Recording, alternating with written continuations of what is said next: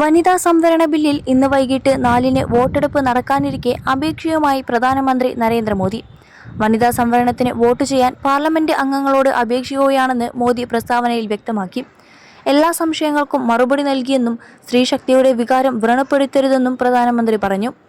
എല്ലാ അംഗങ്ങളും ശരിയായ തീരുമാനമെടുക്കാൻ പ്രാർത്ഥിക്കുന്നു. രാജ്യത്തെ കോടിക്കണക്കിന് സ്ത്രീകൾ പാർലമെന്റിനെ ഉറ്റുനോക്കുകയാണ്. സ്ത്രീ സംവരണത്തിൽ ഇനിയും രാഷ്ട്രീയം കളിക്കരുത്. മനസാക്ഷിക്കനുസരിച്ച് വോട്ട് ചെയ്യണം. അമ്മമാരെയും സഹോദരിമാരെയും പെൺമക്കളെയും ഭാര്യമാരെയും ഓർത്ത് തീരുമാനം എടുക്കണമെന്നും മോദി പറഞ്ഞു. വനിതാ സംവരണ ബില്ല് പാസാക്കാൻ 360 എംപിമാരുടെ പിന്തുണ കിട്ടണം. എന്നാൽ ഇപ്പോഴത്തെ നിലയ്ക്ക് ഇത് സാധ്യമല്ല. 543 സീറ്റിൽ 1/3 സ്ത്രീകൾക്ക് നൽകുന്നതേ അംഗീകരിക്കൂ എന്ന നിലപാടിൽ പ്രതിപക്ഷം ഉറച്ചു നിൽക്കുകയാണ്. എന്നാൽ സ്ത്രീകളുടെ അവകാശം ഉറപ്പിക്കാൻ സർക്കാർ നോക്കുമ്പോൾ സാങ്കേതിക കാരണം പറഞ്ഞ് ഇത് പ്രതിപക്ഷം തടയുന്നു എന്നതാണ് പ്രധാനമന്ത്രിയും BJPയും ഉയർത്തുന്ന പ്രധാന വാദം. 21 ലക്ഷത്തോളം സന്തുഷ്ടരായ ഉപഭോക്താക്കളും 2 ലക്ഷത്തോളം തിമിര ശസ്ത്രക്രിയകളും പൂർത്തിയാക്കിയ മലബാറിലെ ഏക കണ്ണാശുപത്രി Al Salama high hospital, hospital road, Perinthalmanna.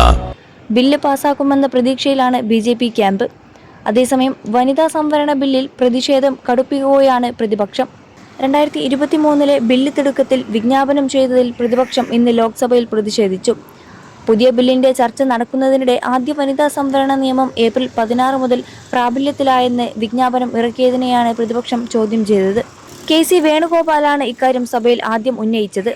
DMK MP കനിമൊഴിയും മറ്റു പ്രതിപക്ഷ അംഗങ്ങളും ഇത് ആവർത്തിച്ചതോടെ സഭാ നടപടികൾ ബഹളത്തിൽ മുങ്ങി. ജനസംഖ്യാ നിയന്ത്രണം നടപ്പാക്കിയ കേരളവും തമിഴ്നാടും ഉൾപ്പെടെയുള്ള ദക്ഷിണേന്ത്യൻ സംസ്ഥാനങ്ങൾക്ക് തിരിച്ചടിയാണ് ബില്ലെന്ന് കനിമൊഴി ആരോപിച്ചു. ബില്ല് JPCക്ക് വിടണമെന്നും അവർ ആവശ്യപ്പെട്ടു. ചെറിയ സംസ്ഥാനങ്ങളും വലിയ സംസ്ഥാനങ്ങളും തമ്മിലുള്ള സീറ്റുകളുടെ അന്തരം വർദ്ധിക്കുമെന്ന് ശശി തരൂർ ചൂണ്ടിക്കാട്ടി. നോട്ട് നിരോധനത്തിലെ അതേ വേഗതയാണ് മണ്ഡല പുനർനിർണയത്തിലുമെന്നും തരൂർ പറഞ്ഞു.